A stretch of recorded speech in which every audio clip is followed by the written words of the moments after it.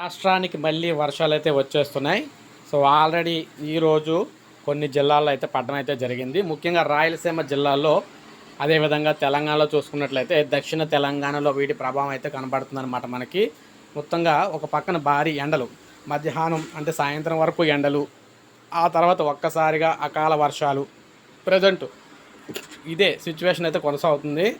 అయితే మనకు రానున్న 24 గంటల్లో వాతావరణ సమాచారం ఎలా ఉందని మనం చూసుకున్నట్లయితే కొంతవరకు రాయలసీమ జిల్లాలు, అదేవిధంగా నెల్లూరు ఈ జిల్లాలో అయితే ఏపీలో వర్షాలు వచ్చే అవకాశాలు కనిపిస్తున్నాయి.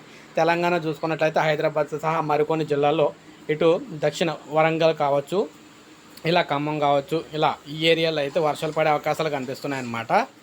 సో ఇది మనకు ప్రజెంట్ వెదర్ రిపోర్ట్కి సంబంధించి 24 గంటల్లో వచ్చే వెదర్ రిపోర్ట్ సంబంధించింది. వీడియోని వస్తే లైక్ చేయండి, సబ్స్క్రైబ్ చేసుకోకపోతే మన ఛానల్ సబ్స్క్రైబ్ చేసుకొని ఫాలో అవుతూ ఉండండి.